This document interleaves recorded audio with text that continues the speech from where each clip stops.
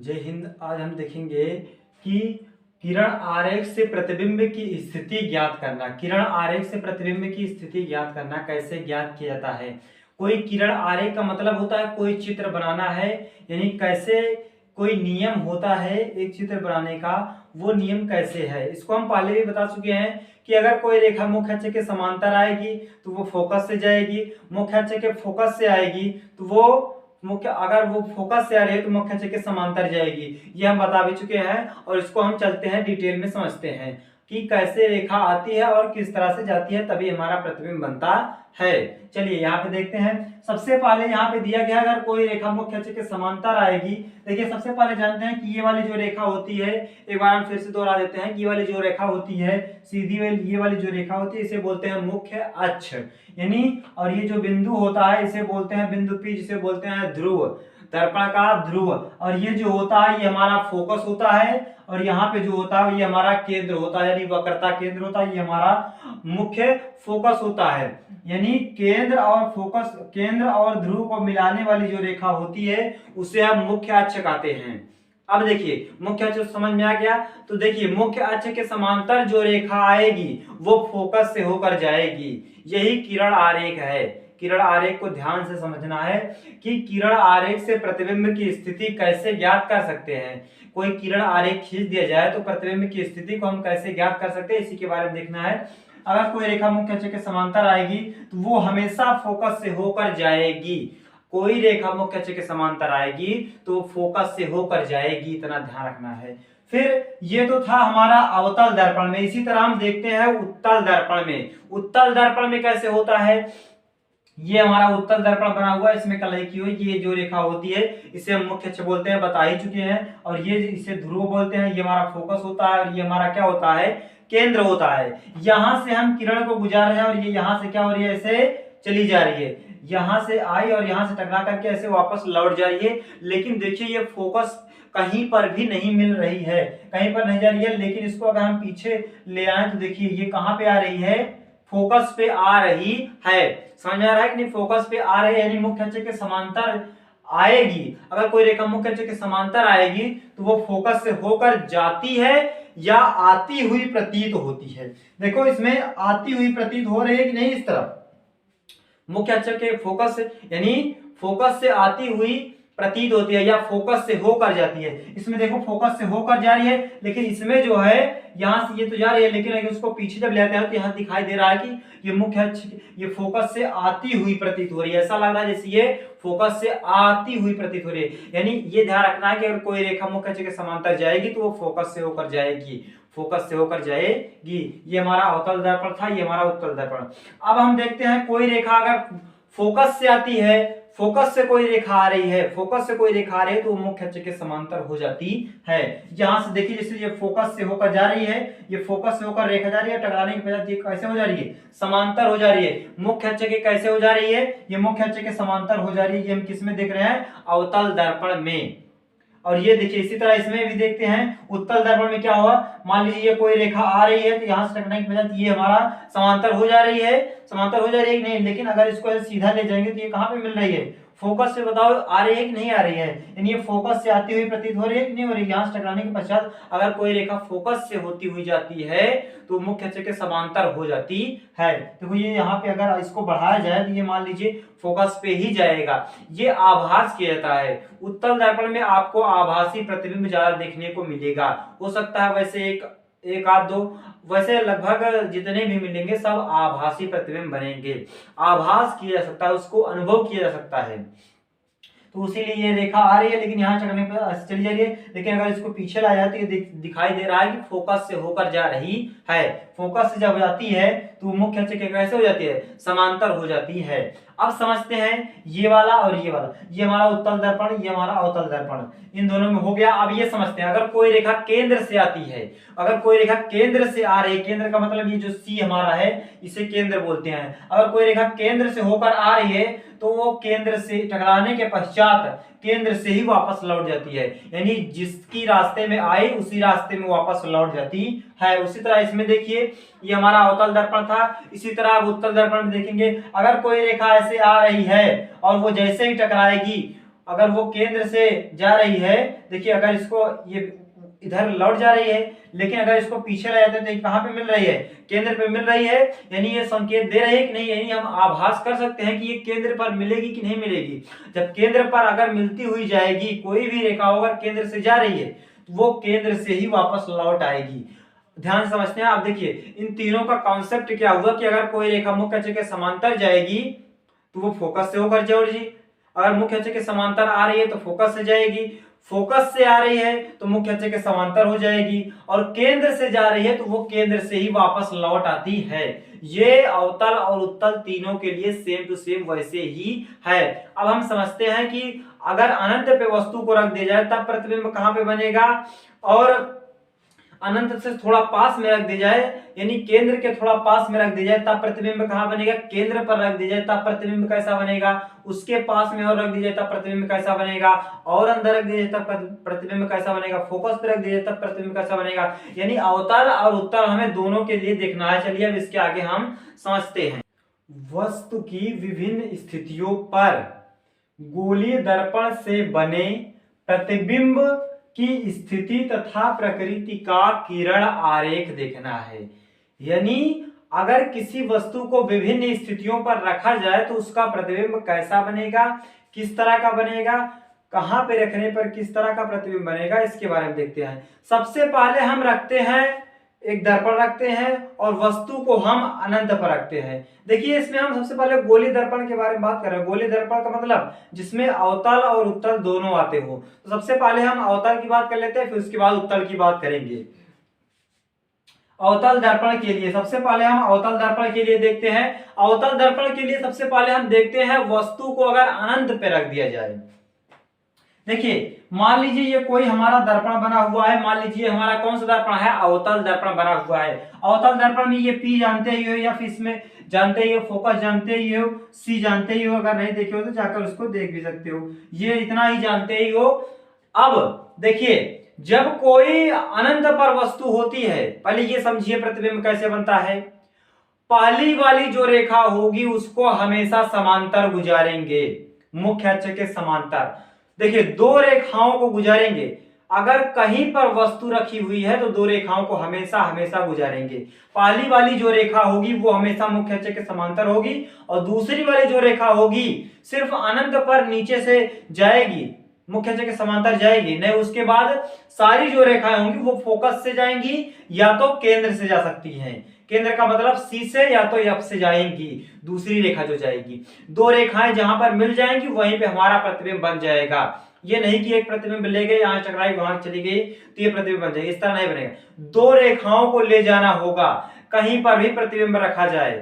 पहली रेखा मुख्य अक्ष के समांतर जाएगी, दूसरी रेखा आप F से भी ले जा सकते हो और C से भी ले जा सकते हो, जिससे ले जाना चाहो वो जब आएगा तो उसको देखा जाएगा। पहले हम देखते हैं अनंत पर, अगर कोई वस्तु अनंत पर रखी होगी तो बताओ, अब अनंत पर रखी होगी तो क्या उसको अनुभव कर सकते हैं कि वो कहां से जाएगी कहां से नहीं जाएगी, तो उसको हम ले जाएंगे। पहली वाली रेखा हमेशा बताया है कि वो कहां से जाएगी, मुख्य अक्ष के समांतर। मान लीजिए जब वस्तु कहां पे हो, अनंत पे, मान लीजिए यहाँ कहीं अनंत है और यहां से रेखाएं आ रही है, जैसे ही रेखा यहां से आएगी ये किससे होकर चली जाएगी, फोकस से। क्यों चली जाएगी, क्योंकि मुख्य अक्ष के समांतर जो रेखा आती है वो फोकस से चली जाती है, ये फोकस से हमारा चली गई। और जो दूसरी रेखा को ले आएंगे उसको भी हम मुख्य अक्ष के समांतर ही ले आएंगे, क्योंकि अनंत पे है ना, अनंत पे क्या हमें पता है कि कहां से ले आना है कहां से नहीं ले आना है। तो अनंत से मान लीजिए इसको हम यहां से ले आते हैं तो ये कैसे हो जाती है, ये भी मुख्य अक्ष के समांतर आ रही है, कैसे चली जाएगी, ये फोकस से हमारी होती हुई चली जाएगी।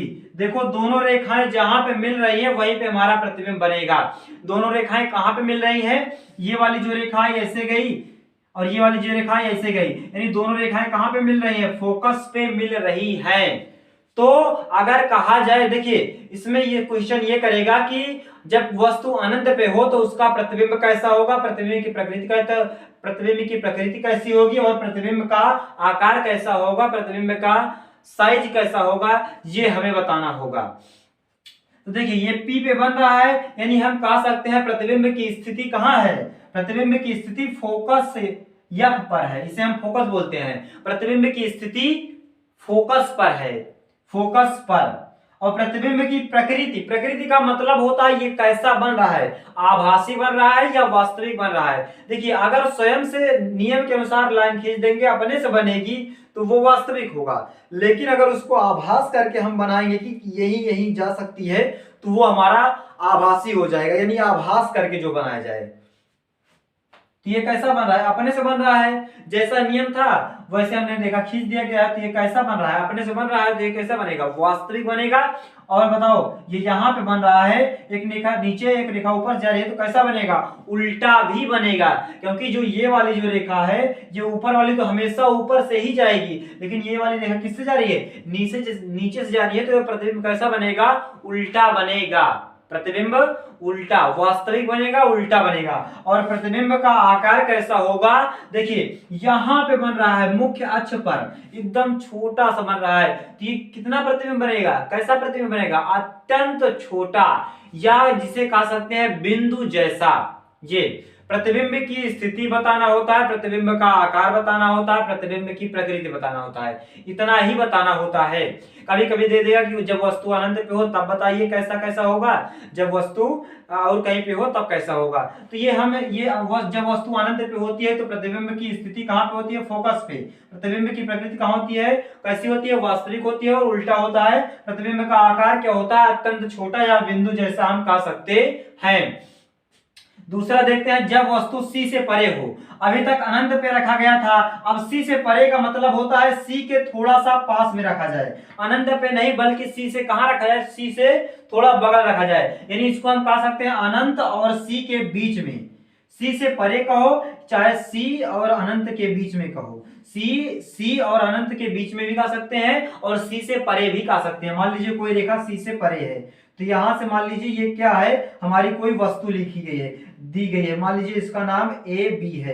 पाली रेखा हमने बताया था, पाली रेखा कहां से जाएगी, मुख्य अक्ष के समांतर जाएगी, तो ये पाली रेखा हमने मुख्य अक्ष के समांतर गुजारा और टकराने के पश्चात नियम के अनुसार क्या होता है, वो फोकस से होकर जाती है, टकराने के पश्चात कहां चली जाएगी, ये फोकस से चली गई। और दूसरी रेखा जो गुजारते हैं वो हम या तो फोकस से गुजरते हैं तो केंद्र से, जहां से संभव होगा वहां से गुजारा जाएगा, तो हम इसको फोकस से गुजारते हैं। मान लीजिए ये रेखा कहां से गुजारी गई, ये फोकस से गुजारी गई। देखिए दो रेखाएं हम ऐसे गुजारेंगे, पाली रेखा मुख्य अक्ष के समांतर बताए हैं, दूसरी रेखा जो गुजारी जाएगी वो फोकस से गुजारी जाएगी। जब फोकस से नहीं बन पाएगा तब हम केंद्र से गुजारेंगे।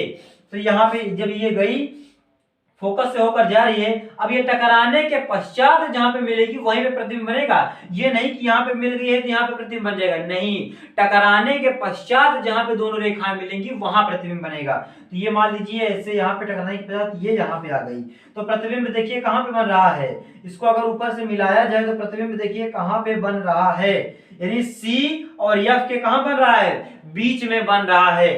अगर इसकी स्थिति कहा जाए कि अगर कहा जाए कि प्रतिबिंब की स्थिति क्या है, जब वस्तु C से परे हो, यहाँ पे हो, तो प्रतिबिंब की स्थिति क्या होगी, C और F के बीच में, C और F के बीच में। और प्रतिबिंब का प्रकृति कैसी होगी, प्रतिबिंब की प्रकृति कैसी होगी, तो प्रतिबिंब देखो वास्तविक बन रहा है, स्वयं से बन रहा है और उल्टा बन रहा है। देखो अगर इस तरफ ऊपर बनेगा, मुख्य अक्ष के ऊपर बनेगा तब कहें कि सीधा है, लेकिन मुख्य अक्ष के नीचे बनेगा तो कहें कि उल्टा है। तो ये देखिए मुख्य अक्ष के नीचे यहाँ पे बन रहा है तो ये क्या होगा, उल्टा होगा।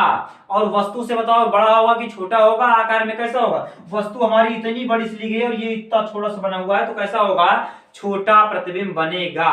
या अगर कहा जाए C से परे हो तो प्रतिबिंब की स्थिति क्या होगी, प्रतिबिंब की स्थिति क्या होगी, C और F के बीच में। प्रतिबिंब का आकार कैसा होगा, वस्तु से छोटा या छोटा कह सकते हैं केवल, और जो इसकी क्या बोलते हैं प्रकृति क्या होगी, तो वास्तविक होगी और उल्टा होगा, ये वास्तविक और उल्टा बन रहा है।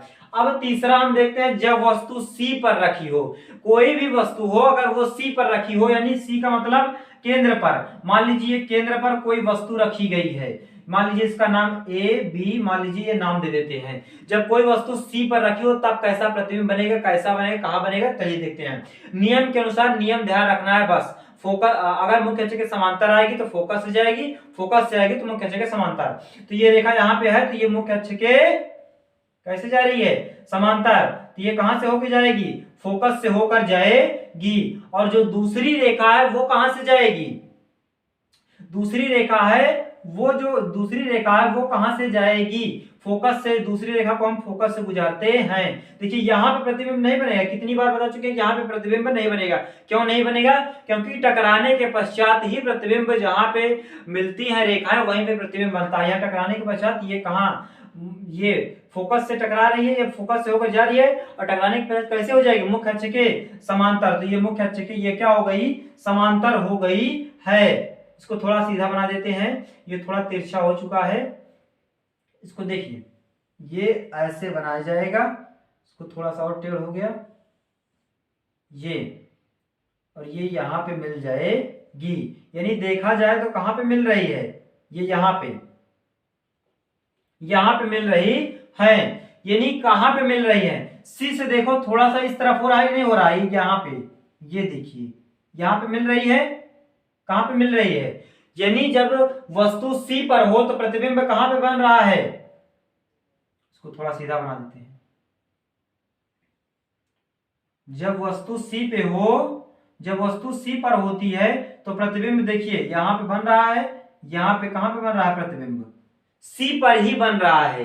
देखो सी के सामने बन रहा है कि नहीं, एकदम ठीक सामने। जब वस्तु सी पर होती है तो उसका प्रतिबिंब सी पर ही बनता है। और प्रतिबिंब का आकार कैसा बन रहा है, देखिए जितना बड़ा ये वस्तु है उतनी बड़ी ये प्रतिबिंब हमारी बन रही है। यानी प्रतिबिंब कैसा होगा, कैसा होगा, प्रतिबिंब का आकार कैसा होगा, वस्तु के बराबर होगा।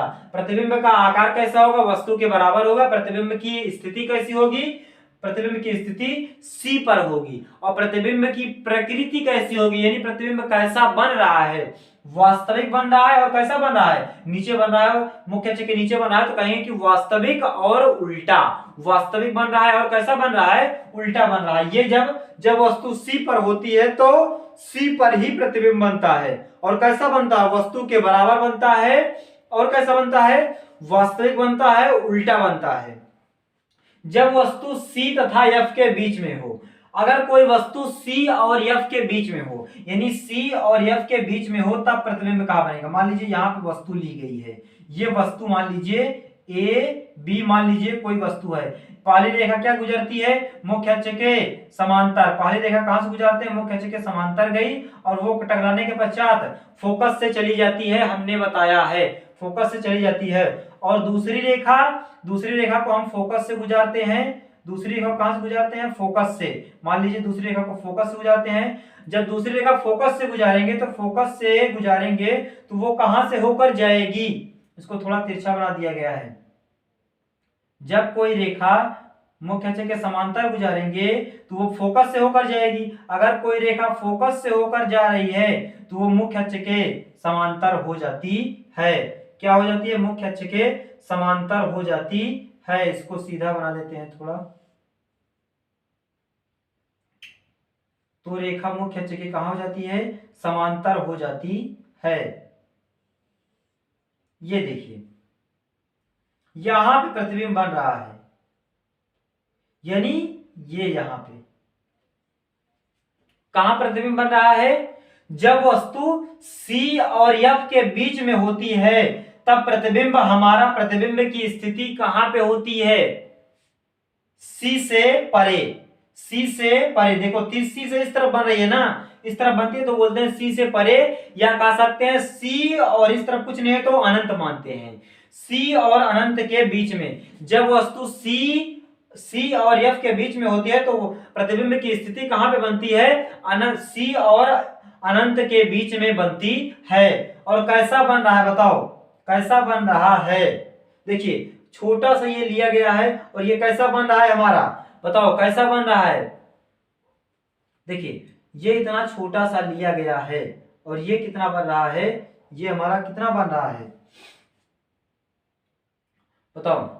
ये यहाँ पे इतना छोटा सा लिया गया है और यहाँ पे देखिए अगर इसको थोड़ा सीधा किया जाए तो ये वस्तु से क्या बन रहा है, बड़ा बन रहा है। इसका आकार कैसा होगा, वस्तु से बड़ा होगा।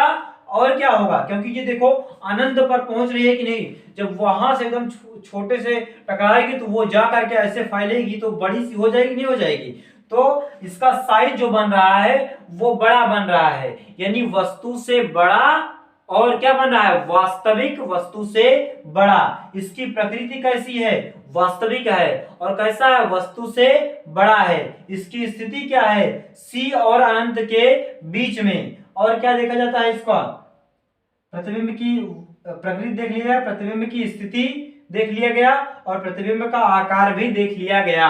ये हो गया। अब देखते हैं, जब वस्तु F पर हो, जब कोई वस्तु F पर होती है तब कहां पे बनता है। मान लीजिए ये कोई हमारी है, जब वस्तु F पर होती है तब प्रतिबिंब कहां पर बनता है।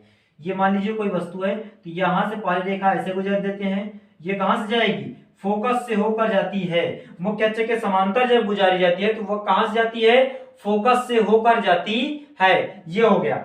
अब देखिए, क्या दूसरी रेखा को हम फोकस से गुजार सकते हैं, दूसरे को फोकस से गुजारेंगे, ये तो हमारी वस्तु है ना, यहां से गुजार सकते हैं ना, लेकिन क्या इसको हम यहां से ऐसे कैसे ले जाएंगे, ले जा सकते हैं, नहीं ले जा सकते। तब इसको हम कहां से ले जाएंगे, सी से। दूसरी रेखा कहां से जाएगी, सी से हमारी दूसरी रेखा जाएगी, सी से जाएगी। दूसरी रेखा कहां से जाएगी, सी से जाएगी। और देखिए, टकराने के पश्चात ये कैसी हो जाएगी, टकराने के पश्चात कैसी हो जाएगी, यहां से थोड़ा, ये टकराने के पश्चात ये हमारी वापस लौट आएगी, जैसे जाएगी वैसे ही वापस लौट आएगी। क्योंकि हमने बताया है, अगर कोई रेखा सी से जा रही है तो वो सी से ही लौट आती है, तो इसलिए ये लौट आ रही है। देखो ये दोनों कहीं पे मिल रही है, क्या ये दोनों रेखाएं कहीं पे मिल रही है।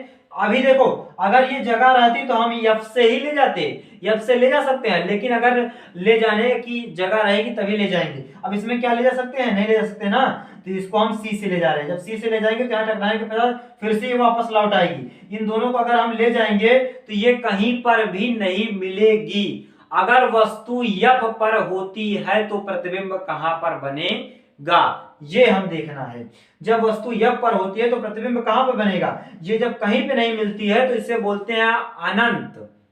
प्रतिबिंब की स्थिति कहां होगी, अनंत पर होगी। प्रतिबिंब का साइज कैसा होगा, अनंत होगा, बड़ा हो सकता है, कुछ भी हो सकता है, जो कहना चाहो वो कह सकते हो। प्रतिबिंब की प्रकृति कैसी होगी, प्रतिबिंब की प्रकृति वास्तविक हो सकती है या आभासी भी कर सकते हो आप, क्योंकि हम जब अनंत पे बनेगा तो उसको हम आभासी ही तो कर सकते हैं ना। तो ये हो गया।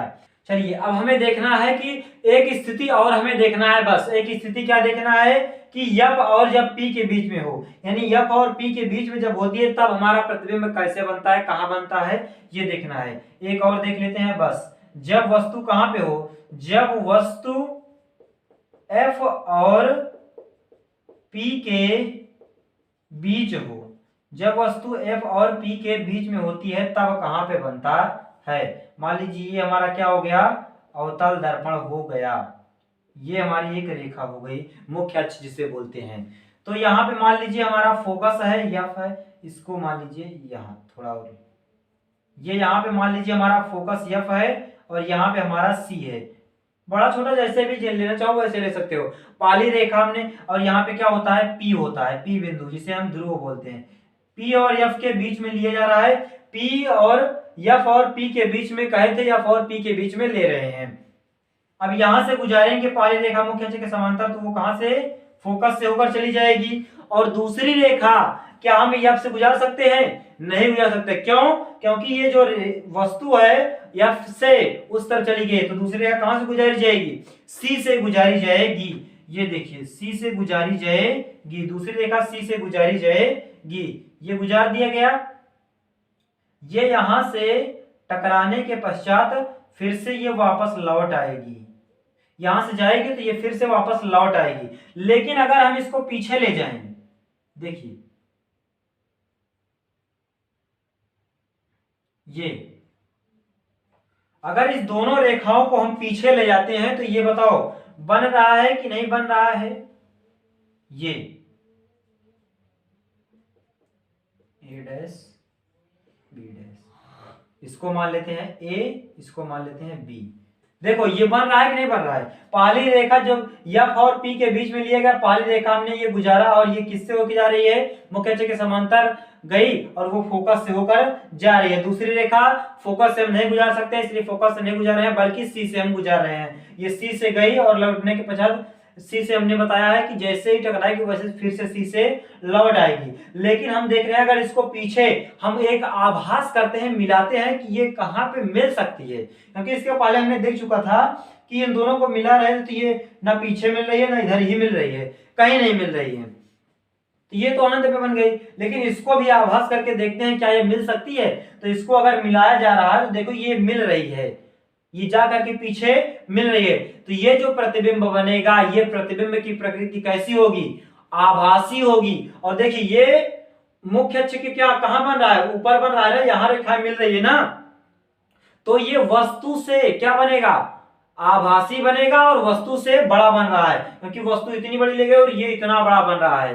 तो वस्तु से बड़ा भी बन रहा है और आभासी बन रहा है। हम आभास करके पता कर रहे हैं कि ये कहां पे बन रहा है। और क्या देखना था, इसका आकार देख रहे हैं, आकार बढ़ा हुआ है। इसकी प्रकृति अगर देखना है, प्रकृति इसकी क्या है, तो ये देखिए यहाँ पे बन रहा है, इसको आभास करके आभासी प्रतिबिंब बन रहा है, सीधा बन रहा है। और कहां पे बन रहा है, ये देखिए कहां पे बन रहा है, इसको भी तो देखना है।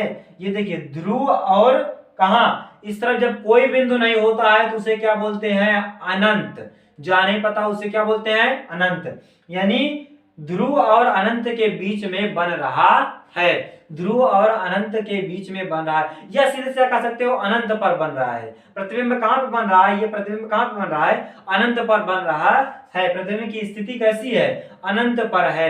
प्रतिबिंब कहां पे बन रहा है, अनंत पर बन रहा है। बस यहां तक देखना था। अब इसमें हम देखेंगे उत्तल दर्पण द्वारा प्रतिबिंब कैसे बनेगा, यानी अगर उत्तल दर्पण लिया जाए तब प्रतिबिंब कैसे बनेगा। चलिए हम उत्तल दर्पण वाला भी समझ लेते हैं।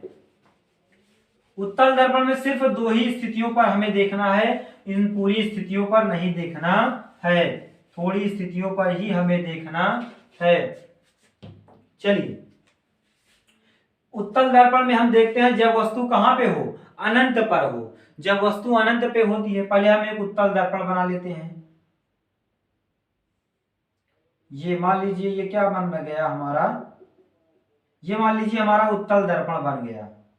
यहाँ पे क्या होता है, मान लीजिए फोकस, यहाँ पे क्या होता है, केंद्र। इस तरह होता है। तो हमने बताया है कि पहली जो अनंत पे, मान लीजिए ये हमारा अनंत पे, यहाँ पे हमारी वस्तु रखी गई है। और हमने ये भी बताया था कि वस्तु कहाँ पे रखी जाएगी, हमेशा बाएं तरफ रखी जाएगी। क्यों, क्योंकि इस तरफ तो इस तरफ कढ़ाई की गई, इस तरफ पेंट किया गया है ना, तो पेंट किया गया क्या क्या, क्या आप जब शीशा लेते हो तो क्या पेंट वाले की पीछे देखते हो, पेंट जहां नहीं रहता उसके आगे वाले देखते हो ना। तो हमेशा वस्तु कहाँ रखी जाएगी, पेंट इस तरफ किया गया है तो वस्तु दूसरी तरफ रखी जाएगी ना। और पेंट किस तरफ किया जाता है, हमेशा दाएं तरफ किया जाता है, तो वस्तु हमेशा किस तरफ रखी जाएगी, बाएं तरफ रखी जाएगी। तो यहाँ से वस्तु रखी गई है, पहली रेखा जो गुजारी जाएगी वो फोकस यहाँ आई और किससे होके जाएगी, फोकस से होके जाएगी। लेकिन ये टकराने के पश्चात बताओ यहाँ फोकस कहीं मिल ही नहीं रहा है, तो ये कहां चली जाएगी, ऐसे बाहर चली जाएगी, ये बाहर चली जाएगी। लेकिन अगर इसको हम पीछे लेके आए, ये देखिए फोकस पे आ रही है कि नहीं आ रही है, यानी ये फोकस से जाती हुई प्रतीत हो रही है। और जब अनंत पे लिया गया था, दूसरी रेखा भी कहां से ली जाएगी, अनंत से ही ली जाएगी। तो ये दूसरी रेखा और ये भी टकराने के पश्चात ऐसे चली जाएगी, क्योंकि यहाँ कहीं फोकस होता है तो यहाँ से जाती, लेकिन यहाँ कहीं फोकस नहीं आती है, ऐसे लौट जाएगी। लेकिन इसको अगर हम पीछे ले आते हैं तो ये देखिए दोनों रेखाएं बताओ मिल रही है कि नहीं मिल रही है, और कहां पे मिल रही है, फोकस पर मिल रही है। तो जब वस्तु अनंत पर होती है और उत्तल दर्पण के लिए, तो फोकस यानी प्रतिबिंब की स्थिति कहां पे होती है, फोकस पे होती है। और प्रतिबिंब की प्रकृति कैसी होती है, आभासी होती है और एक बिंदु बिंदु जैसी होती है, एक बिंदु जैसा होता है, अत्यंत छोटा बनता है, ये होता है। ठीक है ना, प्रतिबिंब की स्थिति बता दिया जाता है, प्रतिबिंब का आकार बता देते हैं, प्रतिबिंब की प्रकृति बता देता है। बस इतना बता देता है, ये हमारा हो गया। जब वस्तु अनंत पर होती है, अनंत पर अवतल दर्पण में भी वैसे प्रतिबिंब बनता था, उत्तल दर्पण में भी वैसे। अनंत पर रखी थी तो फोकस पे बन रही थी, अवतल दर्पण में भी, उसी तरह उत्तल दर्पण में भी। वस्तु अनंत पे रखी है तो फोकस पर ही बन रही है, और जैसे उसमें बन रहा तो वैसे ही। ये हम पहला देख चुके हैं। अब हम दूसरा देखेंगे कि जब वस्तु कहां पे हो। जब वस्तु, अभी तक अनंत पे देख लिए, जब वस्तु सीमित दूरी पर हो। कहां पे हो? एक सीमित दूरी पर हो, सीमित दूरी पर हो। जब सीमित दूरी पर होती है तब कैसे बनता है? ये मान लीजिए हमारा उत्तल दर्पण है। ये यहां पे क्या होता है? फोकस होता है, और यहां पे क्या होता है? केंद्र होता है। मान लीजिए अभी तक क्या था? अनंत था। अनंत का मतलब कहीं पर भी हो, और फोकस का मतलब, अब सीमित दूरी का मतलब होता है अनंत से थोड़ी सी कम दूरी पर लिए जाए, तो यहाँ पे ली जाती है। तो पहली रेखा जो होती है वो मुख्य अक्ष के समांतर होकर के ऐसे गुजर जाती है। इसको जब पीछे लाते हैं तो ये कहाँ पे मिलती है? फोकस पे हमारी मिल रही है। और जो दूसरी रेखा गुजारी जाती है वो कहां से गुजारी जाती है? वो हमेशा, अब देखिए फोकस से तो दूसरी रेखा गुजारी नहीं जाएगी। जब फोकस से नहीं गुजारी जाती है, दूसरी रेखा कहां से गुजारी जाती है? केंद्र से। तो दूसरी रेखा कहां से गुजारी जाएगी? केंद्र से। यहां पे चित्र छोटा बन गया है, चित्र थोड़ा बड़ा बनाते हैं।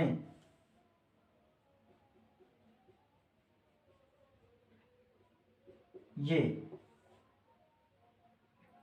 मान लीजिए यहां हमारा फोकस है, और यहां पे क्या है? हमारा केंद्र है। यहां पे मान लीजिए वस्तु रखी गई है, ये यहां पे आई, ऐसे टकराने के पश्चात ऐसे चली जाती है ये, और इसको जब पीछे ले आते हैं तो ये यहां पे मिल जाती है। यहां पे मिल जाती है। इसको नाम देते हैं ए बी, कोई रेखा नाम देते हैं। ये चली जाती है। दूसरी रेखा कैसे गुजारी जाएगी? दूसरी रेखा कैसे गुजारी जाएगी? केंद्र से गुजारी जाएगी। कहां से? केंद्र से। दूसरी रेखा केंद्र से गुजारी जाएगी।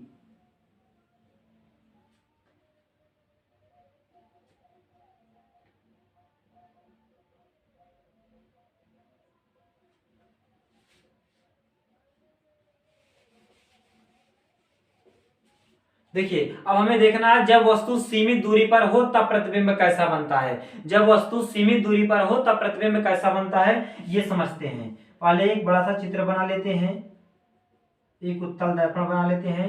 इसमें हमारा यहाँ पे मान लीजिए क्या होता है? फोकस होता है, और यहाँ पे क्या होता है? हमारा केंद्र होता है। मान लीजिए एक सीमित दूरी का मतलब होता है, सीमित दूरी का मतलब होता है अनंत पर ना लेकर के इसके बीच में कहीं पे लिया जाए। तो मान लीजिए यहाँ पे हम ले लेते हैं, तब पहली रेखा जो गुजर जाती है वो फोकस से मुख्य अक्ष के समांतर जाती है, और वो यहाँ चली जाती है। अगर इसको पीछे ले आएंगे तो ये कहाँ पे मिलेगी? फोकस पे मिलेगी। हमने बताया है या तो फोकस से आती हुई प्रतीत होती है, या तो फोकस से होकर जाती है। इसमें फोकस से आती हुई ऐसे प्रतीत हो रही है कि ये फोकस से जा रही है। ये रेखा मुख्य अक्ष के समांतर गुजारी गई। और जो दूसरी रेखा गुजारी जाती है वो कहां से गुजारी जाती है? हमेशा केंद्र से गुजारी जाती है। दूसरी रेखा हमेशा कहां से गुजारी जाएगी? ये केंद्र से गुजारी गई। दूसरी रेखा कहां से गुजारी जाती है? हमेशा केंद्र से। केंद्र से ये यहाँ केंद्र से जाती है तो केंद्र से ही वापस लौट जाती है। जैसे ही जाएगी वैसे ही वापस लौट जाएगी। ये ध्यान देना है कि यहाँ पे जहां वस्तु रहेगी उसी से ऐसे ये जाएगी और यहाँ से वापस लौट जाएगी। ये तो देखिए कहाँ पे मिल रहा है, दोनों बिंदु टकराने के पश्चात कहाँ पे मिल रहा है? यहाँ पे मिल रहा है। तो यहाँ पे क्या बन जाएगा? हमारा प्रतिबिंब बन जाएगा। कैसा प्रतिबिंब बन रहा है? आभासी प्रतिबिंब बन रहा है कि नहीं बन रहा है? क्योंकि इसको आभास किया जा रहा है ना। ये तो यहीं तक आएगी, यहीं टकराने के पश्चात यहीं से वापस लौट जाएगी ना। लेकिन इसको जब पीछे ले आएंगे तो ये कहाँ पे मिल रही है? केंद्र पर मिल रही है ना। केंद्र पर जब मिल रही है तो केंद्र से वापस लौट जाती है, फिर से वापस लौट जाती है। इसको हमें डैश डैश करके बनाना चाहिए था। ये जो केंद्र वाली रेखा बनाई गई है इसको हमें ऐसे डैश डैश करके बनाना चाहिए था। ये जहां पे मिल रही है यहीं पे हमारा क्या बन जाएगा? यहाँ पे हम P बिंदु देते हैं, यहीं पर हमारा प्रतिबिंब बन जाएगा। यानी P और F के बीच में प्रतिबिंब बनेगा। जब सीमित दूरी पर लिया जाएगा, सीमित दूरी पर लिया जाएगा तो प्रतिबिंब जो बनेगा, प्रतिबिंब की स्थिति जो होगी वो हमारा P तथा F के बीच में होगी। और प्रतिबिंब का आकार कैसा होगा, छोटा होगा और कैसा होगा, सीधा होगा। ये हम हो गया, यहां तक हमें देखना था, यहां तक हम देख लिए। अब इसके आगे समझेंगे, इसके आगे हम अगले दिन देखेंगे, चर्चा करेंगे। यहां तक आप अच्छी तरह देख लीजिए, दोहरा लीजिए, जो ना समझ में आए वो कमेंट कर दीजिए, हम उसका उत्तर जरूर देंगे। उसको फिर से हम बताने की कोशिश करेंगे या प्रयास करेंगे कि वो आ जाए।